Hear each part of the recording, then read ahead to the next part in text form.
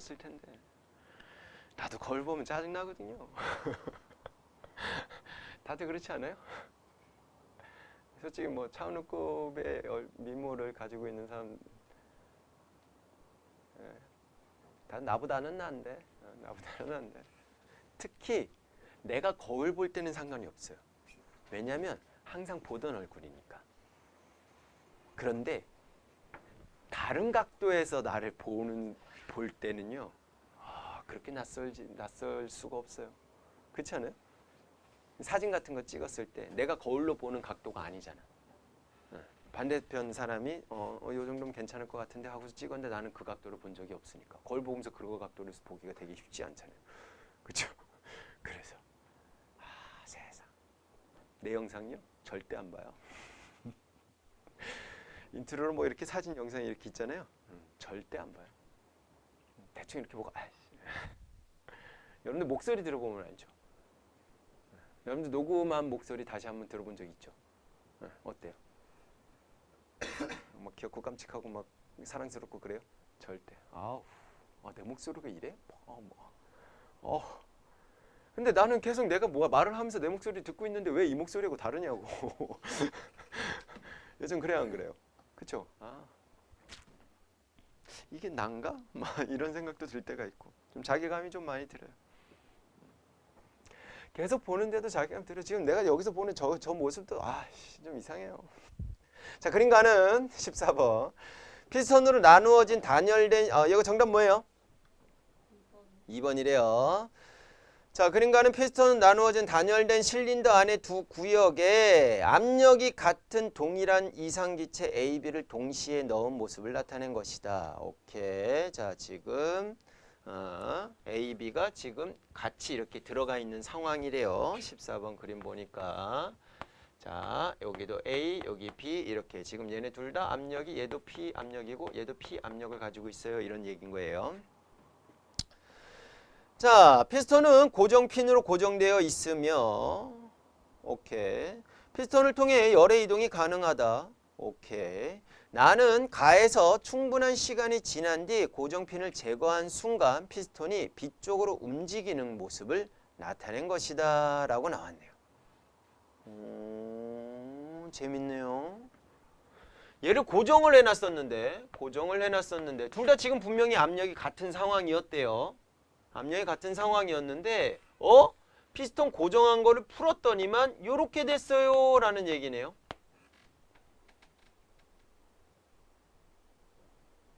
기존에 피스톤이 여기 있었는데 이렇게 지금 이동을 했어요 라는 얘기네요. 자, 그럼 나는 지금 머릿속에 생각나는 게 뭐가 생각이 나냐면 압력이 같으면 서로 얘도 밀어내는 압력과 얘가 밀어내는 압력이 지금 동일한 상황이니까 오케이. 문제 없어. 문제 없는데 그전에는 뭐를 하고 있었어요? 고정을 해놓은 상태였죠. 자, 고정을 해놓은 상태였는데 고정을 푸니까 이렇게 밀렸다라는 얘기는 얘가 압력이 더 세졌어요 라는 얘기밖에 없잖아. 맞죠? 얘가 압력이 왜 더 세졌을까? 분명 압력 같다라고 했는데 뭐가 다른 걸까? 온도가 달랐던 거야. 뭐가 달랐다고? 온도가 달랐던 거야. 쌤 이식 썼던 거 기억나요? PV는 nRT. 요거 기억나죠? 얘는 P 압력이고 부피고요. 입자수, 상수, T, 절대 온도 이렇게 되겠죠? 자, 지금 압력은 동일한 상황에서 A하고 B하고 압력은 동일한 상황이었는데 요렇게 밀려났다라는 얘기는 압력이 동일한 상황이야. 그럼 압력을 이렇게 써놓고서 V분의 nRTO 이렇게 적어놔보자 이거지. 입자수가 동일하다? 뭐 그런 말은 없었죠. 자, 요렇게 지금 되어 있는 상황에서 지금 고정되어 있는 상태에서 압력이 동일해요. 그럼 얘가 동일하니까 A와 B의 얘가 동일하겠군요 라고 얘기할 수 있겠죠. 맞지? 근데 지금 부피가 지금 동일한 상황으로 있는 상황이잖아. 부피가 동일한 상황으로 있는 상황이면 입자수 개념에서 아이고야 야야야 이걸로 생각하면 더 복잡해질래나? 일단 패스. 자, 압력이 동일했는데 밀렸어. 얘가 온도 TA라고 하고 TB다라고 쳤을 때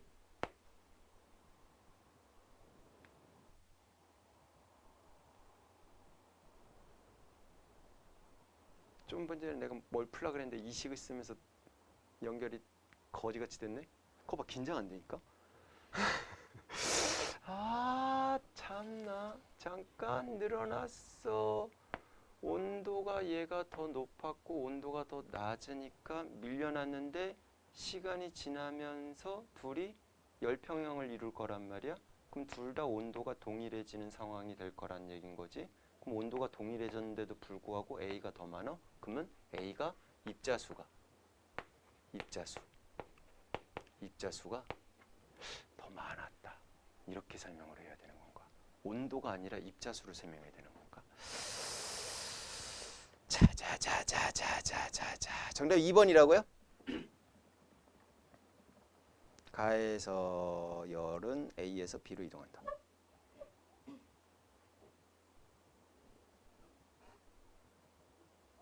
자수도 많고 온도도 높았어. 나에서 고정핀을 제거한 순간 기체의 압력은 A가 B보다 크다.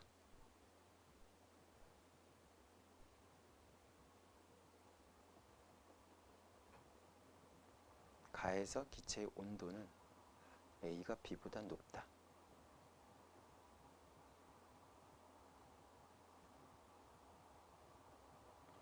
입자수가 무조건 차이가 나야 되는 건데? 아니에요?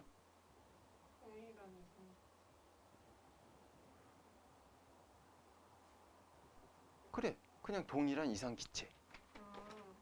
그냥 같은 기체라고. 그죠? 그쵸? 충분한 시간이 지나고 이렇게 됐다라는 얘기는 이 상태에서의 압력과 이 상태의 압력이 지금 동일한 상태에서 멈췄어요 라는 얘기가 될 거거든. 그럼 얘도 지금 밀려난 상황에서 지금 이 상태가 압력이 동일한 상황이야 이렇게 되는 꼴이 되는 거거든. 근데 얘는 지금 얘네들이 충분한 시간이 지나면 열평형을 이루는 상황이 될 거니까 얘네들이 온도도 동일한 상황이 될 거예요. 그러니까 기체의 부피에 영향을 주는 요인이 세 가지 있다라고 했잖아. 하나는 압력이고요. 하나는 온도고요. 하나는 입자수라고.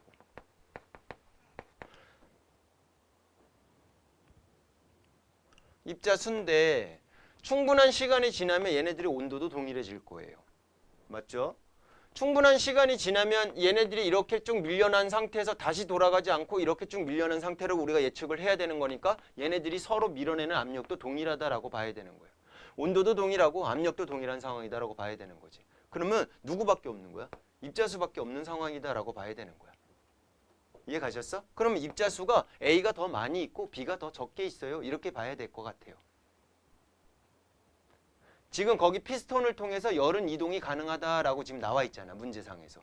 그러니까 열은 계속 이렇게 전달이 됐을 거다라는 거지. 그러면 그 식으로 푸는 게 맞는 건가? 입자수는 얘가 더 많아야 돼. P는. 근데 그럼 처음에 압력이 같았어요? 그러니까 그걸 이제 식으로 풀어내 보려고. V분의 N, R, T 이렇게 되는 상황인 건데 V가 동일하다라고 나왔나? 그냥 그림상에서 우리가 봐야 되는 거죠.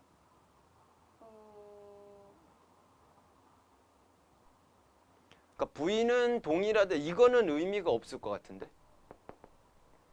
얘는 고정핀으로 고정을 시켜놓은 상태잖아. 그냥 얘네들의 영향을 받아가지고 V가 일정하게 됐어. 이게 아니라 그냥 고정을 딱 시켜놓은 상태에서 여기다 기체 쳐놓고 여기다 기체 쳐놓고 그다고 이렇게 막아놓은 상황이니까 얘는 의미가 없을 것 같네. 맞죠?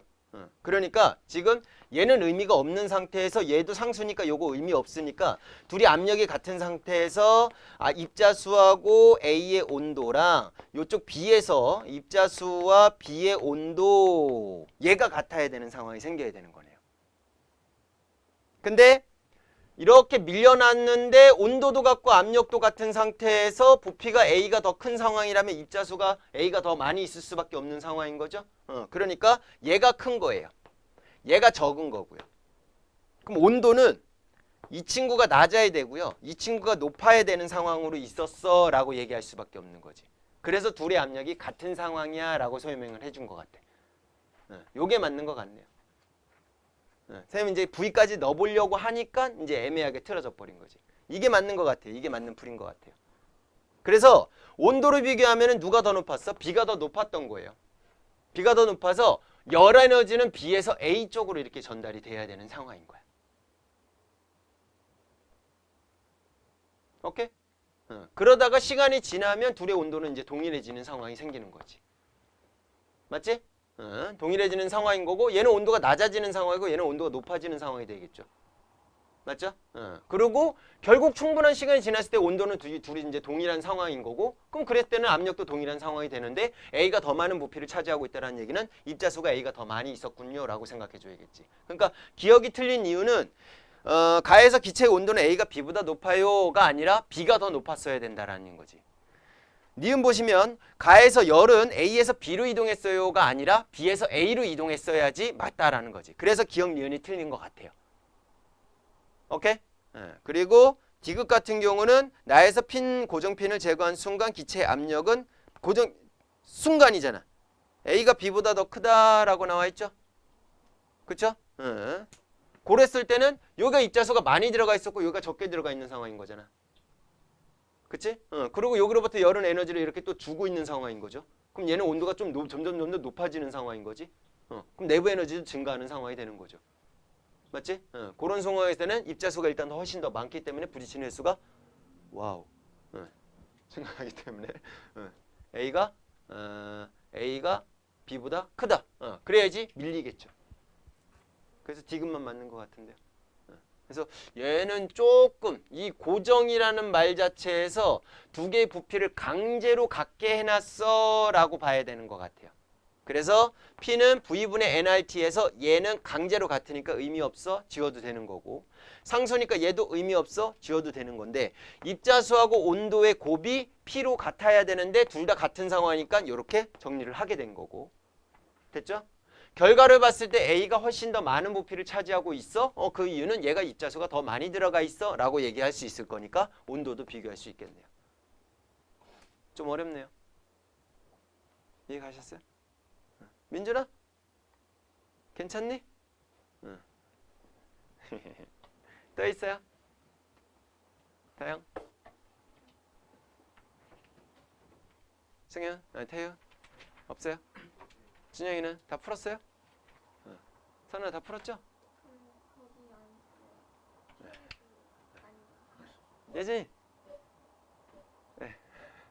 열심히 풀었죠? 네. 자, 연력학 제2법칙 이제 진도 한번 나가볼게요.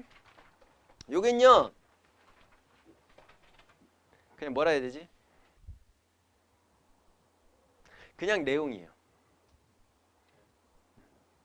내용이라고요. 뭐 계산하고 이런 거는 안 나오고요. 뭐 계산한 건 나올 수도 있죠. 나올 수도 있는데 어쨌든 그냥 개념적으로 이해를 해줘야 된다라는 얘기야. 뭐 판서로 이렇게 뭐 많이 쓸 것도 없어요.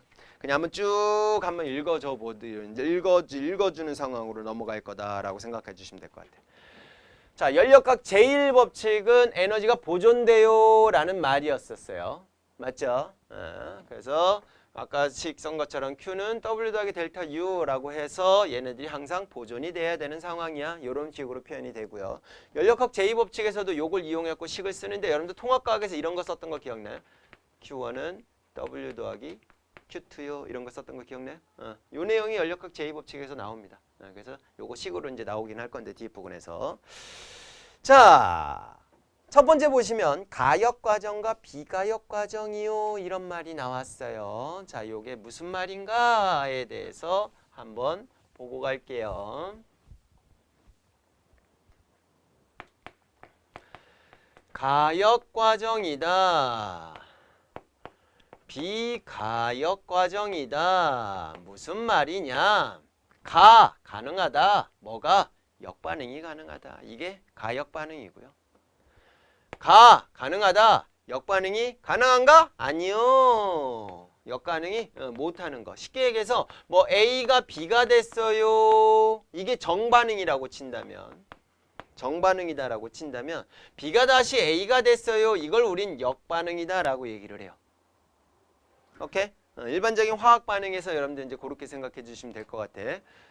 이렇게 갔어. 우리는 일반적으로 이렇게만 했는데 요거도 가능해요 라는 거지. 요거 나중에 화원에서 4단원에서도 배웁니다. 그래서 A가 B가 되는 거 정반응, B가 A가 되는 거 역반응. 둘 다 가능해요? 그게 실시간으로 같이 일어나요? 이런 것들을 우린 가역반응이다라고 얘기를 한다고. 오케이? 근데 그럼 비가역 반응은 뭐냐? A가요. B만 돼요. 이거는요. 안 돼요. 여러 가지 상황에 따라서 이게 될 수가 없어요. 이런 개념이다라고 생각하시면 돼요. 쉽게 얘기해서 우리가 화학 반응 예로 들면은 민준이 태웠어. 그럼 어떻게 돼요? 연소가 일어나죠. 그럼 재가 되고, 그쵸? 이산화탄소도 나올 거고, 뭐 수증기도 나올 거고, 그렇게 되겠죠. 그럼 뭐 여러 가지 이제 다른 물질도 이렇게 나오게 되는 상황이 생길 텐데 쭉 나오는데 쟤는 뭐 어디 가는 거 아니니까 상관이 없는데 이산화탄소나 수증기 다른 기체들이 만들어지는 애는 어떻게 될까? 공기 중에 날아가잖아. 그럼 역반응이 될까 안 될까? 이리 와 이씨 하고서 다시 얘로 바뀔까요? 안 되잖아. 이해 가셨어? 요런 것들은 무슨 반응이다? 비가역 반응이지 과정이다라고 생각해 주면 된다고. 근데 가역 과정이다라고 하는 애들도 충분히 있어요. 뭐 간단하게만 얘기를 했을 때 물이었던 애가 물 액체상타 요 친구였던 애가 시간이 지나면 기체 상태로 이렇게 바뀌죠. 근데 이렇게만 되는 게 아니라 이 과정도 일어나요. 이 과정도. 얘는 우리는 일반적으로 뭐라고 하느냐? 증발이다라고 얘기를 하고요. 얘는 요 과정을 우리는 뭐라고 하느냐? 응결이다라고 얘기를 해요. 밀폐된 공간 내에서는요, 선생님 요런 데다가 이렇게 물을 따라놨어요. 이렇게 쭉 따라놨어. 시간이 지나면 어떻게 될까? 물이 점점 사라지겠지. 사라지다가 어느 순간이 지나면 더 이상 물이 사라지지 않는단 말이야. 왜 그러냐면 초반에는 증발이 계속 되고 있었는데 여기 수증기량이 많아지면서 점점 걔네들이 다시 거꾸로 들어가는 응결량의 이 속도가 점점 늘어나다가 얘 속도하고 같아지는 순간이 생겨요. 그때는 이제 상평형이다라고 보통 표현을 해주는데 그때는 이제 얘 방향과 얘 반응이 이제 똑같은 상태로 똑같은 속도로 일어나고 있는 거지. 그래서 둘 다 일어납니다. 이런 것들을 우리는 뭐라 그래? 가역 과정이다라고 얘기를 한다고. 그래서 비가역 과정, 가역 과정 구분만 해주시면 됩니다. 근데 우리가 배울 연력학 제2법칙이 비가역 과정이에요. 그것만 체크해놔. 우리가 배울 연력학 제2법칙이 연력학 제2법칙이라는 애가 이법칙이라는 애와 비가역 과정하고 관계 있군요 라고 생각해 주시면 된다라는 거지. 가역 과정 아니구나 라고 생각해 주시면 돼요. 그래서 가역 과정의 얘와 비가역 과정의 얘 구분해 주시면 되고 비가역 과정의 얘의 별표 따로 쳐져 있죠. 얘네들이 싹 다 연력학 제2법칙하고 관련이 있어 라고만 연결해주면 된다고. 첫 번째 한번 그림 보세요. 기체의 확산. 자, A하고 B하고 두 개 비교했을 때 A는요 한쪽에는 일기압에 해당되는 기체들을 넣어놓고 반대쪽에는 진공 상태로 내비둔 상태에서 콕을 열어버리니까 어떻게 됐어요? 양쪽이 다 뭐가 됐어요? 0.5기압, 0.5기압이 됐죠? 똑같이 퍼져진다 이거지. 그럼 시간이 계속 지나면 A에 있던 왼쪽에 있는 애가 오른쪽으로 싹 다시를 가나요? 절대 안 가죠. 이런 거. 이런 거. 내가 갑자기 속이 갑자기 안 좋아. 막 수업하면서 일부러 막 소리 지면서 싹 꼈어. 그럴 수도 있잖아. 근데 그런 적은 없어요. 난 대놓고 끼지 일부러 뭐 소리 지르면서 이렇게 끼진 않아요. 예전에 중학교 2, 3학년 정도 됐던 애들이었던 것 같은데 걔네들이 지금 이제 30이 넘었어요. 저번에 술 한잔 했어요. 너는 몇 살이니? 그랬더니 저희 30 넘었는데요. 그렇더라고요. 같이 늙어가고 있더라고요. 어쨌든 걔네들한테 야 잠깐만 야 조용 야 하고서 내가 뽕 꼈어요. 그랬더니 애들이 진짜 믿을 수 없다는 표정으로 설마 이러는 거예요. 그냥 쌤 뭐예요? 이러면 내가 오히려 더 태연하게 이렇게 넘어갈 것 같은데 오히려 애들이 더 놀래고 막 이러니까 내가 더 난감하더라고. 더 미안해지고 막 그러더라고요. 여러분들은 혹시라도 내가 주의를 조용히 시킨 상태에서 뽕 이렇게 끼게 되면 이 뽕도 안 껴요. 나는 그냥 힘 빡 줘갖고 그냥 빡 끼고 막 가거든요. 예, 집에서요. 예, 집에서는 주로 그렇다고. 예, 아니, 끼려면 시원하게 껴야죠. 방구 안 껴요? 살면서? 끼죠? 저는 방구 한 번도 안 껴봤어요? 껴봤죠? 그쵸? 그런 거. 가끔씩 연애할 때 여자친구 이렇게 무릎에 앉아갖고 낀 적도 있어요. 재밌겠지? 재밌을 것 같지 않아요?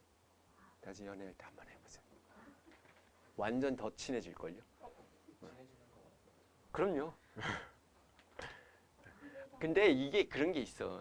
평상시에 이렇게 장난을 치는 상황에서 하면 아이고 네가 그렇지 이럴 텐데 전혀 장난을 안 하고 서로 막 이런 상황에서 잠깐 나 무릎에 앉아도 돼? 그래 앉아 앉아갖고 으아 이렇게 했는데 야 그건 어떻게 될지 몰라요.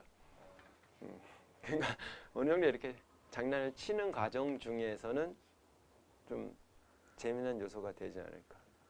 연애할 때 재밌게 해야죠. 서로 어려워하면 그건 좀 그렇잖아. 아 졸려요? 어떻게 무릎에 앉아갖고 내가 너무 싫어요? 알겠습니다. 본인이 해보세요. 얼마나 재밌는데요. 본인이 한다고 생각해보세요. 엄청 재밌습니다. 그러니까 좀 이제 자기를 이렇게 내려놓게 되죠. 신비주의 뭐 이런 거 없어요. 이렇게 풀 뜯어먹는 소리죠. 이렇게 싹 이렇게 내려놓으면 마음이 편안해집니다. 뭐 생각하기 나름이죠. 내려놓을 수도 있는 거지 뭐. 나는 그게 좋다라고 생각을 해요. 뭐 정답은 없지만 적당한 선도 있어야 되긴 하지만 너무 선이 이렇게 높아서 서로에 대해서 이렇게 너무 어려워한 상황이면 데이트 할 때마다 힘들 것 같은데요. 그렇지 않아요? 그렇죠. 다영아? 그렇지 않아요? 그렇죠. 그럼요. 자, 두 번째 그림 볼게요. 공기 중에서 진자의 운동 왔다리 갔다리 하는 거 있죠? 왔다리 갔다리 하는 거. 이렇게 왔다리 갔다리 하는데 시간이 지나면 다시 어떻게 됩니까? 이렇게 멈추죠. 근데 가만히 쳐다보니까 얘가 이래. 객감놀이죠. 그럴 리가 있어요, 없어요? 없죠. 그것도 비가역반응이라고. 진짜 운동도 마찬가지로 다시 움직이지 않아요. 야 움직이면 이건 큰일 나는 거야. 이거는 뭐 영상 이렇게 찍어갖고 이렇게 유튜브에 올리면 뭐 조회수 제법 나오는 만한 그런 거예요. 그럼 밑에 댓글로 쓰겠죠. 어디서 조작질이냐고. 뭐 이럴 상황이에요. 세 번째 볼게요. 열의 이동. 찬물과 덧물을 섞으면 미지간 물이 되지만 미지간 물이 더운 물과 찬물로 분리되어 와우 대박. 돼요? 자, 찬물과 덧물을 이렇게 섞었는데 미지근을 졌어. 와, 그래서 이렇게 쳐다보고 있는데 찬물이 싹 오른쪽으로 가고 덧물에 왼쪽으로 이렇게 하면서 싹 이렇게 분리가 일어나면 와우. 완전 깜짝 놀라겠죠. 그렇죠? 그럴 리가 없다 이거지. 이 세 가지 모두가 뭐와 관련이 있다? 열역학 제2법칙과 관련이 돼 있구나라고 생각하시면 돼요. 쉽게 얘기해서 열역학이잖아. 열이라는 애가 흐름이 생길 건데 그 흐름이 이렇게 정으로도 가고 이렇게 역으로도 가지 않는다라는 거야. 한 방향으로만 이렇게 가더라라는 거지. 그걸 지금 설명해 주기 위해서 얘를 이렇게 표현을 해준 거예요. 그러니까 기체의 확산 현상도 열역학 제2법칙과 관련되어 있는 내용이 되는 거고 공기 중에서 진자의 운동 자체도 열역학 제2법칙과 관련되어 있는 거야. 한쪽 방향으로만 흐르지 절대로 거꾸로. 그러니까 강제로 다른 에너지를 주어지지 않는 이상 다시 돌아오지 않는다고. 앉는다 너. 자꾸 그러면 머리 위에 앉는다 너. 내가 민준아? 정신 차려. 자, 그겁니다. 자. 열역학 제2법칙을 한번 읽어볼게요. 맨 밑에 보시면. 근데 내용이 어려워요. 예전에 한번 읽어주세요. 다양한 현상에서 일어나는 말이 되게 우리가 일반적으로 쓰는 말이 아니죠. 비가역적인 방향성을 제시하는 법칙. 그냥 쉽게 생각해서 한 방향으로만 흘러요 라는 것 자체가 연력학 제2법칙이네요. 그 방향성이 제시가 된 거니까. 그렇죠? 예. 두 번째, 우리 선아가 읽어주세요. 아니, 화살표. 네, 화살표요. 자연현상에서 일어나는 변화가 차후와 상태로 되돌아가는 것은 연역학 제1법칙에 위배되지 않는다. 네, 그건 뭐 위배될 이유가 없죠. 전체 에너지만 변하지 않으면 되는 거니까. 그런데 결코 스스로 일어나지 않는다는 것에 의해 네, 거기다 붙여 넣으세요. 결코 스스로 다시 되돌아간다? 안 간다? 안 간다. 그냥 우리 간단하게 한번 생각을 해봐. 예전에 방이 있죠? 네 방 혼자 쓰죠? 네. 청소 언제 했어요? 네. 네? 제가 안 해요. 나빴네요. 네 방인데요? 네가 쓰는 건데. 그래 네가 할 때도 있을 거 아니야. 네. 네, 그렇죠? 언제 한 것 같아요? 아니면 뭐 다른 사람이 했더라도 언제 최근에 했어요? 아, 진짜 심각해 보이고 아, 한 지금 한 몇 달 정도 된 것 같아요. 몇 달은 아니에요. 진짜. 몇 년인가요? 진짜. 몇 세기예요? 그 정도는 아니죠. 예. 그럼 한 달이라고 하자. 한 달 전에 청소하고 이렇게 됐다. 그러면 한 달 전에 청소한 그대로 지금 방이 유지돼 있나요? 절대 그럴 리가 없죠. 시간이 지나면 어떻게 됩니까? 어지럽혀지죠. 그리고 가만히 있으면 지 스스로 얘네들이 다시 정리정돈이 이렇게 되냐고 안 되냐고. 절대 안 된다고. 근데 누군가가 한다라는 거는 걔가 에너지를 쓴다라는 거잖아. 그러니까 스스로 하는 건 아니죠. 그런 개념으로 연결시켜 주시면 된다고. 연력학 제2법칙이라는 거는 한 방향의 흐름의 방향성, 그쪽 방향으로만 이렇게 흐름이 있지 거꾸로 지 스스로 거꾸로 돌아오지는 않는다. 이게 연력학 제2법칙이다. 연력학 제2법칙의 하나의 개념 중에 하나다라고 연결해 주시면 된다고. 이해돼 가셨어? 오케이. 그래서 오른쪽 페이지에는요. 1번, 2번, 3번 해가지고 연력학 제2법칙에 대해서 너무 좀 포괄적이니까 나름대로 정리되어 있는 내용들이다라고 생각해 주시면 될 것 같아. 첫 번째로 나온 거는 열의 이동과 연력학 제2법칙이에요. 여러분들은 알고 있습니다. 서진아, 2도씨 물하고 98도씨 물하고 섞으면 몇 도 될까요? 100도. 그쵸? 왜요? 100도? 왠지 맞는 것 같은데 틀린 것 같고 기분이 좀 이상하죠? 네? 예준아, 15도씨 물하고 85도씨 물하고 섞었어. 몇 도? 60도가 아니라 60도는 뭐죠? 100도는 아니죠? 네. 왜 100도는 아니에요? 야, 15에다가 85도 했는데? 산수 못하는 거예요? 15에다 85도 하면 얼마예요?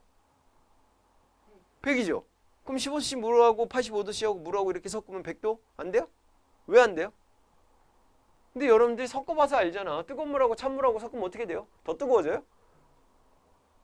뜨거운 물보다 차가워지죠? 찬물보다는 뜨거워지죠? 그쵸? 완전히 중앙은 아니지만 걔네들이 양에 따라 다르고 걔네들의 이제 물질의 종류에 따라서는 좀 다르기 때문에 그건 이제 정확하게 우리가 얼마다라고 얘기하기는 좀 모호하지만 단순하게 더한 값으로 얘기하지는 않는다라는 얘기야. 왜냐하면 열이라는 애가 한 방향으로만 흘러요. 어디서 어디로 흐르냐면 무조건 고온에서 저온으로만 열이 이동을 해요. 이쪽 어느세요? 열은 고온의 물체에서 저온의 물체로만 이동을 해요. 결코 스스로 저온에서 고온으로 이동을 한다, 안 한다? 안 한다라는 거야. 그래서 얘하고 관련돼 갖고 이 식이 나오는 거야. 이 식이. 뒤에 부분에서 어차피 다시 한번 확인할 건데 간단하게만 봤을 때 자, 열기관이 있다라고 치자고. 이게 열기관이야. 엔진이야 이렇게 치자 이거지. 됐죠? 자, 엔진인데 그럼 거기다가 뭘 줘? 연료를 줘야 될 거 아니야. 그 연료에 해당되는 걸 우리는 이제 Q1이다라고 하자고. 되셨어? Q1을 줘요. 그럼 이 엔진이 뭐를 합니까? 일을 하겠죠. 그리고 내부 에너지가 증가하겠죠. 그 내부 에너지 증가하는 거를 우리는 뭐라고 할 거냐? Q2다라고 할 거라 이거지. 그러니까 연력학 제2법칙, 제1법칙에서 했던 요 친구가 내부 에너지 증가하는 그곳을 이렇게 Q2다라고 생각해 주시면 돼요. 됐나요? 그럼 얘도 연력학 제1법칙에 의해서 Q1은 Q2에다가 W를 더한 거요. 이렇게 표현이 해줄 거다라는 거지. 그러면 얘가 무조건 0보다 큰 값이 있다라고 친다면 얘도 0보다 큰 값이 있다라고 친다면 와, 얘 너 목 디스크래. 완전 꺾였어. 뭐 폴드야 뭐야. 자, 그러면 이 친구를 받았어. 얘 받았어. 그러면 얘하고 둘만 비교를 했을 때 얘로 빠져나갔으니까 누가 더 온도가 높겠냐고. Q1이 무조건 높아야죠. 그럼 얘가 고온이고 얘가 저온이야. 됐죠? 그러면 이렇게 된 상황에서 이거 아까우니까 이거 이렇게 다시 쓰면 안 돼요. 왠지 될 것 같잖아. 근데 둘이 비교했을 때 누가 더 고온이에요? 얘가 고온이죠? 얘를 여기다가 섞어버리면 어떻게 될까? 온도가 더 낮아진다고. 다시 쓰는 개념이 아니죠. 오히려 얘를 더 효율을 낮추는 꼴이 되는 거지. 이거 다시 쓸 수 없다고. 무슨 말인지 이해 가셨어? 한 방향으로 이렇게 흐른다 이거지. 거꾸로 이렇게 다시 돌아갈 수 있다? 없다. 없다라는 거야. 뭔 말인지 이해 가셨어? 오케이. 그런 거하고 연결질 수 있다라는 얘기야. 그러다가 어떻게 됩니까? 고온에서 저온으로 열이 이동을 하는데 언제까지 이동을 해요? 둘이 온도가 어떻게 될 때까지? 같아질 때까지. 그때 상태 무슨 상태? 열평형 상태다라고 표현을 해줘요. 그렇게 용어로만 좀 연결해 주시면 돼요. 됐나요? 두 번째 볼게요. 연력학 제2법칙과 관련되어 있는 내용. 엔트로피와 연력학 제2법칙이라고 하는데 앞으로 이제 여러분들 이제 고등학교 2학년, 3학년, 대학교 들어가서 공대 쪽, 자연대 쪽 이쪽으로 가는 상황이다라고 친다면 계속 들을 말이에요. 엔트로피. 엔트로피. 뭐 어려운 거 아니에요. 엔트로피. 뭐라고요? 엔트로피. 또 비슷한 게 또 있어. 엔탈피라고 있어요. 되게 헷갈려요. 지금 엔탈피 생각하지 마세요. 벌써 얘기를 했네. 생각하겠네. 젠장. 자, 엔트로피. 분자 배열의 무질서도라고 표현을 해줍니다. 뭐라고 한다고요? 분자 배열의 무질서도. 무질서한 정도. 요거를 우리는 뭐라고 할 거야? 엔트로피라고 할 거래. 한 방향으로만 일어나는 변화는 분자들이 질서 있는 배열에서 점점 무질서한 배열로 이루는 방향으로 진행합니다. 요런 흐름의 방향이 정해져 있다고. 결코 스스로 무질서한 상태에서 질서 있는 형태로 안 바뀐다고. 절대 스스로 예준이가 1년을 기다리든 10년을 기다리는 예준이 방을 계속 기다려도 그들은 처음에 청소한 그 상태로 절대 안 돌아간다고요.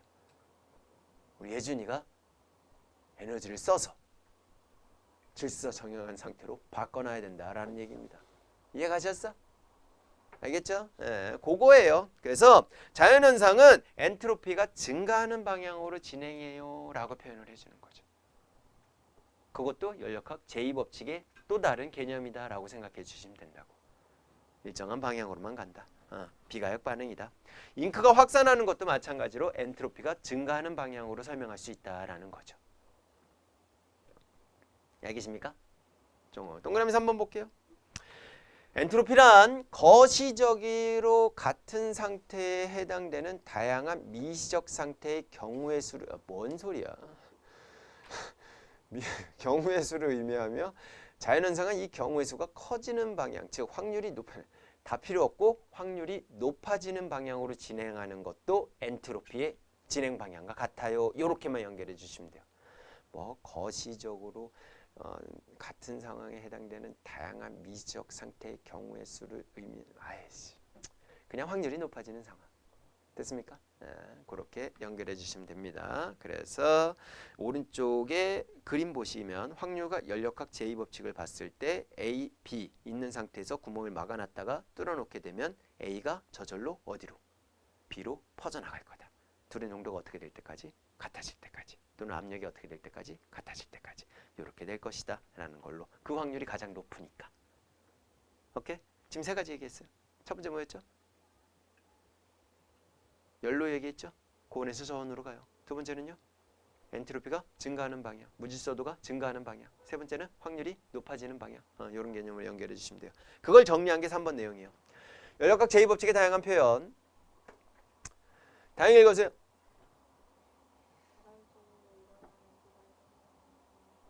방향성이 있다. 방향성이 있다. 자발적으로 일어나는 반응. 자발적으로. 그냥 내비뒀을 때 지 스스로 이동하는 거. 그런 걸 자발적이라고 하죠. 두 번째. 예진 읽어주세요. 열은 항상 고온에서 저온으로 이동합니다. 항상입니다. 항상 고온에서 저온으로만 이동을 합니다. 세 번째. 서진 읽어주세요. 고립계에서 자발적으로 일어나는 자연현상은 항상 확률이 높은 방향으로 진행됩니다. 네, 확률이 높은 방향으로 진행된다. 요 고립계라는 말은 닫혀있는 상황. 걔네들이 다른 데로 빠져나가지 않는 상황을 얘기해 주는 거예요. 알겠죠? 그 다음 네 번째, 태윤 읽어주세요. 고립계에서 자발적으로 일어나는 자연현상은 항상 엔트로피가 증가하는 방향으로 네, 여기는 항상이란 말이 들어가도 틀리지 않습니다. 항상 엔트로피가 증가하는 방향으로 진행합니다. 다섯 번째, 준영 읽어주세요. 효율이 100%인 열기관을 만들 수 없다. 네, 100% 좋잖아요.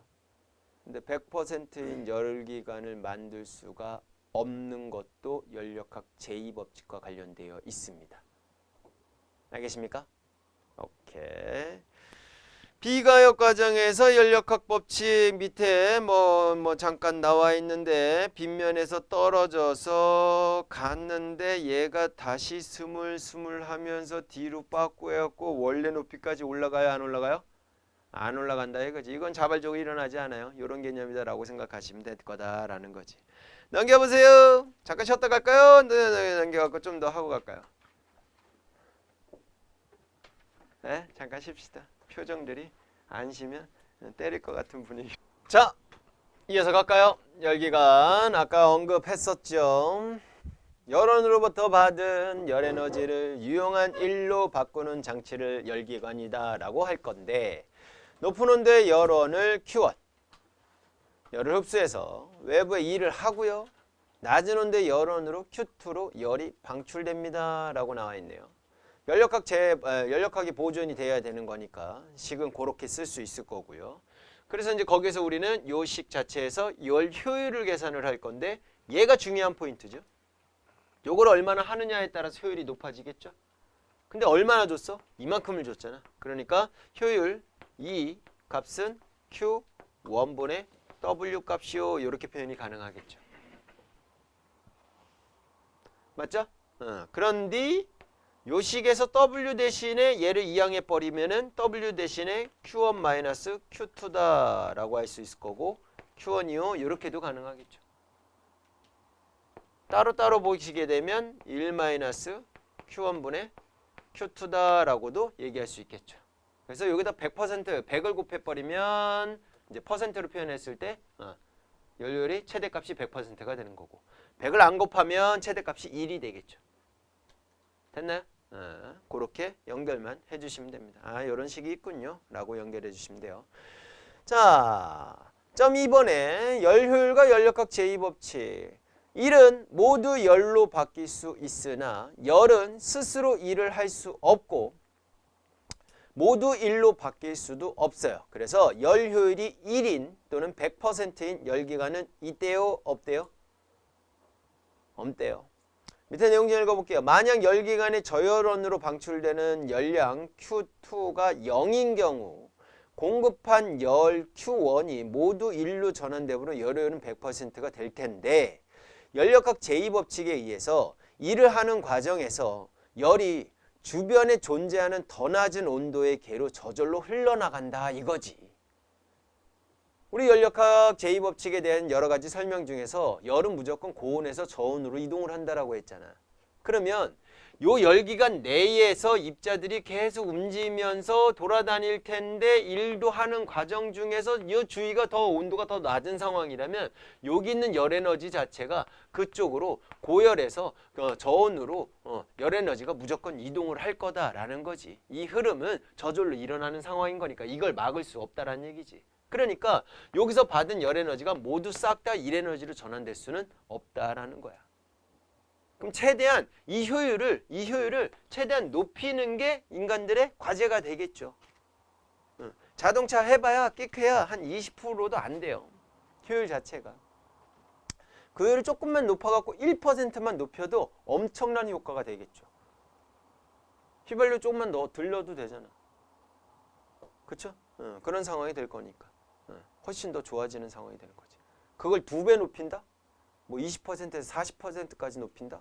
그럼 더 대박이죠. 그러니까 지금 자동차가 일반적으로 뭐 그랜저로 기준으로 했을 때 리터당 한 7, 8km 정도밖에 못 가요. 근데 2배가 되면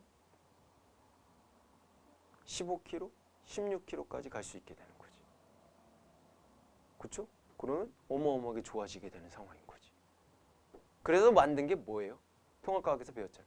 무슨 자동차? 하이브리드 자동차가 그렇게 해갖고 만들어지게 된 거지. 거기서 남는 에너지를 이용을 해서 그 열 에너지를 이용해갖고 뭐를 만들어요? 전기 에너지로 전환을 하는 거지. 그 전기 에너지 전환한 거를 뭐를 돌게 해요? 모터를 돌게 하는 거지. 그래서 동력을 더 추가로 이렇게 해주는 거지. 그래서 그랜저라 하더라도 하이브리드 자동차하고 일반적인 휘발유 가솔린 자동차하고 비교를 했을 때 연비 차이가 나는 이유가 그거예요. 하이브리드로 바뀌면 한 13km, 12km 이 정도까지 갈 수 있는 거지. 그러니까 얘 효율을 높이는 방법이 없으니까 다른 방법을 이용을 하는 거지. 거기서 버려지는 열 에너지를 있을 거 아니야. 그 열 에너지로 뭘 만들어 버리는 거야. 어쨌든 우리가 통합과학에서 전기 만들어지는 원리가 뭐 있었어요? 전자기유도 현상이란 걸 배웠죠? 전자기유도 현상이 뭐였죠? 뭐의 변화에 의해서? 자기장의 변화에 의해서 전류를 만들어냈었죠. 근데 얘가 계속 돌아가잖아. 돌아가는 상황이니까 거기에다가 자석 같은 거 갖다 내두고 전류가 흐르는 상황이라고 이렇게 표현을 해준다면 자기장의 변화를 만들어내는다라고 친다면 그 주위에 코일이 있게 되면 그 자기장의 변화를 최소화하기 위해서 강제로 전류를 흐르게 하죠. 그 만들어진 전류 값으로 이제 모터를 돌아내게 하는 그런 이제 하이브리드 자동차가 만들어졌구나. 이렇게 연결해 주시면 됩니다. 그래서 연료율이 100%인 열기관을 제작하는 것은 불가능하다. 아예 불가능합니다. 아예 만들 수가 없다라고 생각하시면 돼요. 법칙이잖아. 법칙은 앞으로도 계속 쭉 이렇게 될 거야 라는 거죠. 자, 카르노 기관이라는 게 있어요. 열효율을 가장 높은 이상적인 열기관으로서 고열온의 절대온도 T1과 저열온의 절대온도 T2로 열효율 2를 구할 수가 있게 되는데 식은 똑같아요. 지금 요 식에서 요 Q1, Q2에 해당되는 값을 T1, T2다라고 표현해갖고 그냥 넣어준 거 합시다라고 생각해 주시면 돼요. 절대온도 값으로도 우리가 열효율을 계산할 수가 있어요 라는 건데 밑에 보시게 되면 카르노 기관의 순환 과정이라고 나와 있네요. 자, A에서 B로 갔다가 B에서 C로 갔다가 C에서 A로 가는 과정인데 A에서 B로 가는 거 먼저 볼게요. 등온 팽창이래요. 온도가 일정한 상황에서 A에서 B로 갔어요.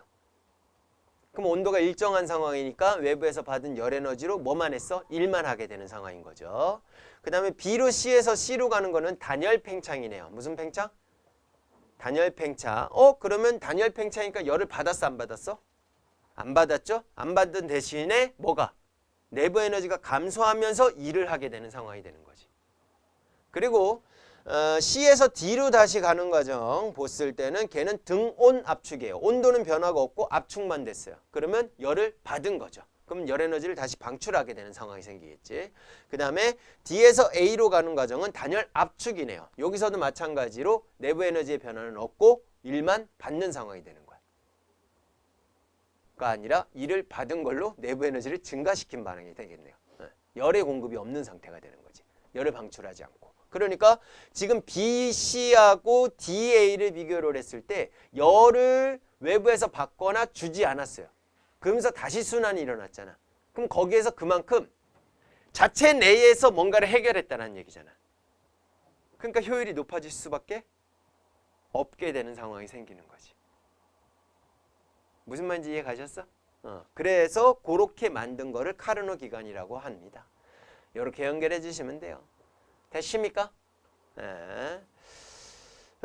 카르노 기관 보시게 되면 카르노 기관의 열 효율 봤을 때 저열원의 절대온도 T2가 0켈빈일 수 없으므로 카르노 기관도 마찬가지로 효율 자체가 1이 될 수가 없게 되고요. 카르노 기관의 실제 효율은 0.4%, 0.4 정도 된대요. 그러니까 40% 이하가 된대요. 그러니까 열기관에서 최대값의 열효율을 만들어도 몇 프로 이상은 갈 수가 없다? 40% 이상은 갈 수가 없다라고 생각해 주시면 되는 거죠. 알겠습니까? 그렇게 되는 거구나 라고 연결해 주시면 되고 연구기간 볼까요? 사람들이 이 생각들을 되게 많이 했어요. 나도 가끔씩 그런 생각해. 자동차에 휘발유를 넣었는데 와, 휘발유가 전혀 안 떨어지면서 자동차가 계속 가면 얼마나 좋을까. 이런 생각. 게이지가 안 떨어지는 것 같은데 혹시 그런 현상이 생기고 있나? 내가 과학을 가르치면서도 그런 생각을 하게 됩니다. 말이 안 되죠? 이런 것들을 우리는 연구기간이다라고 표현을 해주는데 제1종과 제2종 나와 있는데 이해만 해주시면 됩니다. 제1종 먼저 갈게요. 준영이 읽어보세요. 외부에서 에너지를 공급받지 않으면 그걸 작동하는 중. 내가 딱 한 생각인 거죠. 휘발유 안 넣었는데 자동차가 다 윙하고 막 달려. 아이고야. 말도 안 되죠? 여러분들 1년 동안 밥을 안 먹었는데 힘쓸 수 있겠어? 키가 클 수 있겠어? 1년 동안 밥을 안 먹었는데 살찔 수 있어요? 안 된다 이거지. 뭐 그런 개념이다라고 생각하시면 돼요. 이거는 연력학 제1법칙에 위배됩니다. 제1종은요. 연력학 제1법칙에 위배돼요. 이유는 뭐예요? 에너지를 안 받았는데 흡수를 안 했는데 내가 뭔가 에너지를 쓸 수 있다? 이건 말도 안 되는 거예요. 제2종 볼게요. 열기관이 작동하며 방출한 낮은 온도의 열을 다시 높은 온도로 보내 사용할 수 있는 열효율이 100%인 열기관. 아까 얘기했죠.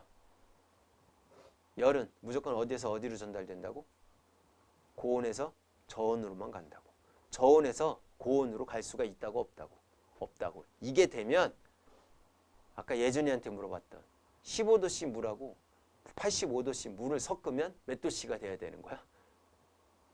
100도씨가 돼야 된다는 얘기인 거죠. 돼야 안 돼요? 안 되죠. 어떻게 보면 우리가 될 수 있을 것 같은데. 그래서 그런 상상들을 계속 하게 되는 거예요. 이해가셨죠?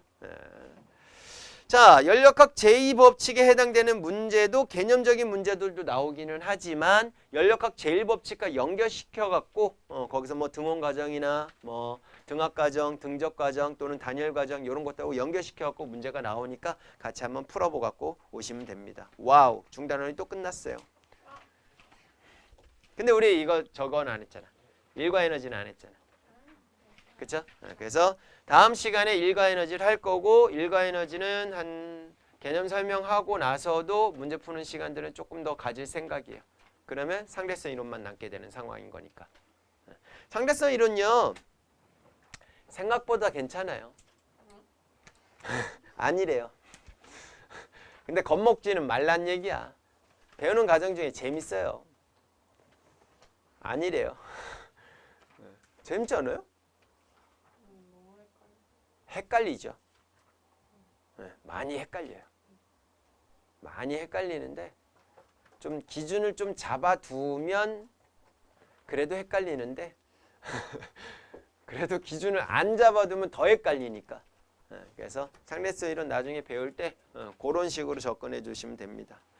뭐 일과 에너지를 잠깐 볼까요? 할 거예요. 아니요. 집에 어차피 집에 못 가잖아요. 특별히 지금 68쪽. 아, 아가 아니라 그냥 공식만 정리하고 넘어가게. 물론 그게 다긴 한데 공식만 정리하고 넘어가게. 괜찮아요. 아직 시간이 있어요. 지금 하면 1. 깜빡. 어차피 다음 주에도 까먹어요. 그 다음에 에너지. 에너지의 뜻은 일을 할 수 있는 능력을 우리는 에너지라고 얘기를 하고요. 일은 과학에서 일이라고 하는 거는 힘의 방향으로 물체가 이동할 때 우리는 일을 했다라고 표현을 해줘요. 다시. 자, 일이라는 건 뭐냐? 힘을 줬는데 그 힘의 방향으로 물체가 이동을 할 때 우리는 일을 했어요 라고 표현을 해주지. 그래서 일하고 관련되어 있는 이제 요소가, 구성 요소가 딱 2개 있네요. 하나 뭐고요? 힘을 줬네요. 그리고 뭐 했어요? 이동을 했네요. 라고 표현을 해줘서 해준 일의 양 W는 힘 F 값에다가 이동거리 S를 곱한 값으로 표현을 해줍니다. 됐죠?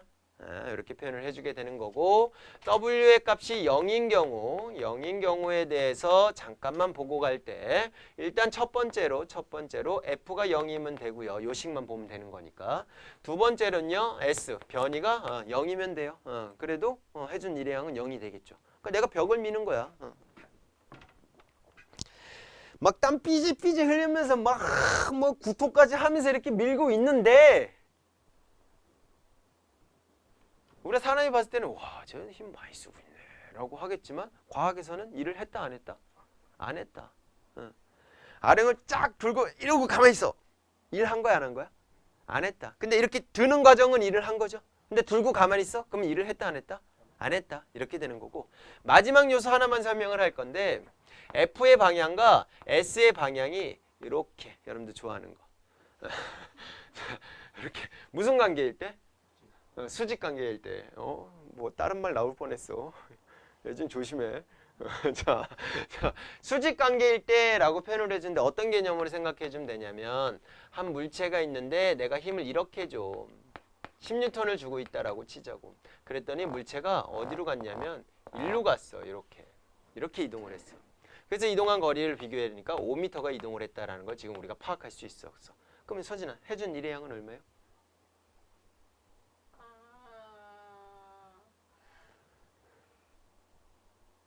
지금 정의가 힘의 방향으로 물체가 이동했을 때 우리는 일이 했다라고 표현을 하자며.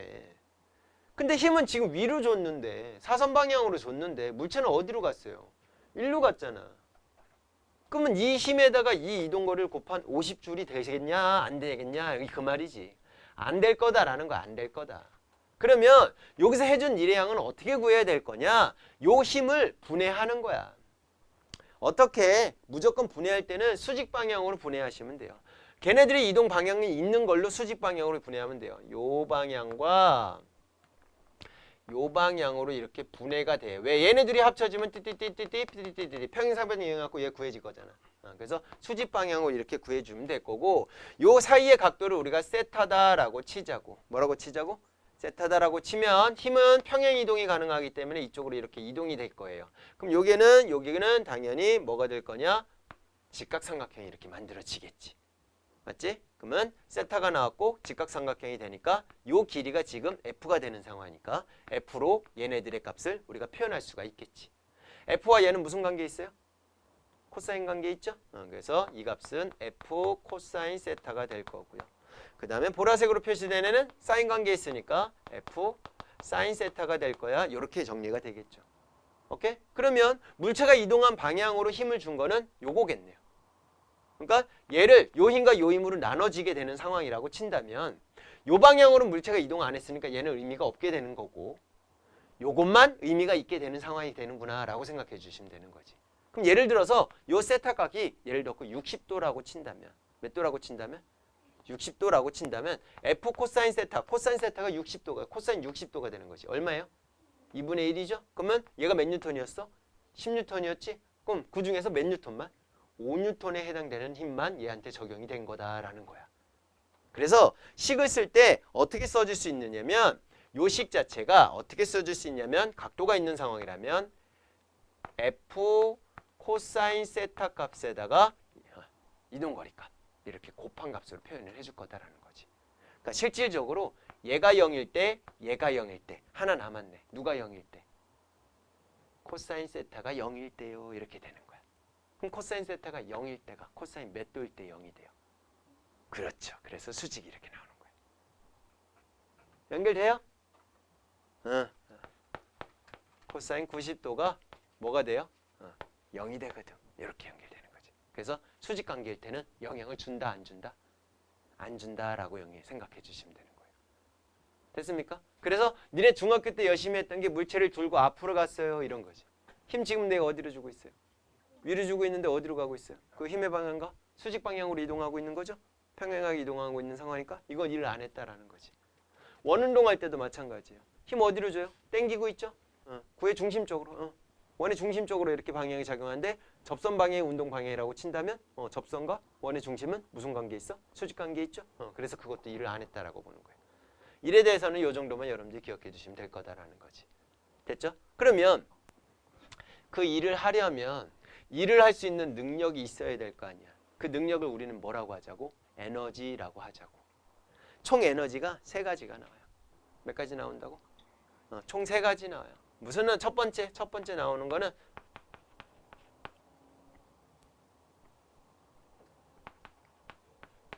아이씨.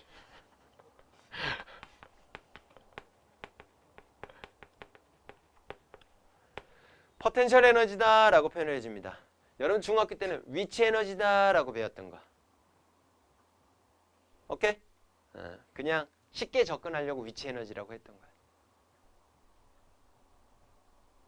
일정한 높이 그 위치에 있어서 떨어질 수 있으니까 위치 에너지다. 정확한 말은 포텐셜 에너지가 맞죠. 포텐셜 무슨 뜻이에요? 잠재력. 떨어질 수 있는 잠재력을 가졌다라는 거지. 뭔 말인지 이해 갔죠? 그래서 포텐셜 에너지다라고 할 건데 포텐셜 에너지가 2개가 있어요. 첫 번째 하나는 중력에 대한 포텐셜 에너지. 또 하나는 탄성력에 대한 포텐셜 에너지가 이렇게 있어요. 그래서 일단 오늘은 공식만 정리하고 갈게요. 그리고 크게 두 번째로 비교를 했을 때 나머지 하나는 무슨 에너지요? 운동 에너지요 라고 해서 공식만 정리해 드릴게요. 중력에 대한 포텐셜 에너지는 mgh 라고 할 거고요. 탄성력에 대한 포텐셜 에너지는 2분의 1 kx의 제곱 이렇게 할 거고요. 운동 에너지는 2분의 1 mv의 제곱. 얘네 둘은 했던 거죠? 요게 이제 새로 나오게 되는 건데 요 친구 때문에 니네 좀 고생을 할 거예요. 새로 나오니까 낯설어. 그냥 배기도 싫어. 또 제곱 있어. 상수 뭐야? 이럴 거란 얘기지. 그래서 요것만 추가적으로 몇 개만 하나만 더 설명을 할게요. 탄성력에 대해서 여러분들이 기억해 두시면 되는데 시간 많이 남아 있으니까 자, 이제 그만할게. 알았어. 자, 탄성력 공식이 kx라고 표현이 돼요. 쉽게 생각해. 고무줄 생각하시면 돼요. 또는 용철 생각하시면 되고 문제상에서는 싹 다 용철로 나올 거다라고 생각해 주시면 될 것 같아. 오케이? 자, 용철 당기면 다시 뭐예요? 되돌아가려고 하죠. 그리고 우린 성질을 탄성이라고 하고 그 되돌아가려는 힘을 뭐라 그래? 탄성력이다라고 표현을 해준다고. 그래서 요 x는 뭐냐? 변형된 길이에요. 변형된 길이. 늘어난 길이는 고무줄만 가능하잖아. 근데 용철은 늘어나기도 하고 뭐도 하기도 해. 압축이 되기도 하지. 그래서 변형된 길이다라고 표현을 해주는 게 좋아요. 그러니까 탄성력은 변형된 길이에 비례해요. 뭐 간단하게 우리가 상상만으로 생각했을 때 서진이 목에다가 고무줄을 연결하고 내가 이렇게 당겼어. 요만큼 당겼을 때 서진이 표정하고 내가 저기 출입구까지 갔을 때 표정하고는 일단 얼굴 하얗게 질릴 수도 있을 것 같아요. 그렇죠? 예준아? 그게 네 목이라고 생각해봐. 상상하기 싫죠? 요만큼만 당겨도 지금 막 오! 하면 이런 상황이 생겨. 변형된 길이가 길면 길수록 비례관계에 있어 이렇게 되는 거야. 되셨어? 그런데 고무줄도 고무줄에 따라서 다르잖아. 어떤 고무줄은 뭐해? 잘 늘어나지. 어떤 고무줄은 아주 탱탱해갖고 잘 안 늘어나는 애가 있잖아. 그럼 잘 늘어나는 애 1m 이렇게 당기고 잘 안 늘어나는 애 1m 이렇게 당겼어. 둘 다 이렇게 딱 논다라고 쳤을 때 누가 더 아플까? 물질의 종류에 따라 다를 거다 이거지. 재질의 종류에 따라 다를 거라고. 근데 우리 이제 용수철만 볼 거니까 이 친구를 우리는 뭐라고 할 거냐? 용수철 상수라고 표현을 해줄 거예요. 그래서 탄성력 공식이 이렇게 표현이 되는 거고 거기에서 유도를 해서 이렇게 나왔어 라는 걸로 다음 시간에 설명해 드리도록 할게요. 알겠습니까? 어쨌든 공식은 확실하게 알아두세요. 해준 일의 양은 W는 FS요. 또는 각도가 나온다면 코사인 세타가 이제 더 들어간다라고 생각하시면 되고 중력에 대한 포텐셜 에너지 mgh, 탄성력에 대한 포텐셜 에너지 2분의 mkx제곱, 운동력 에너지 요거. 그 다음에 탄성력도 나오니까 같이 기억해 주세요. 힘의 평형 관계로 해갖고 탄성력이 나오는 경우가 있어요. 보통 중력과 탄성력이 평형 관계에 있어. 그러면 얘하고 뭐하고 mg하고 동일해. 라고 하면서 니네가 이제 문제 푸는 형태로 나올 수 있으니까. 됐니? 오케이. 이제 그만할게요. 네. 한번 좀 더 하면 아주 그냥 막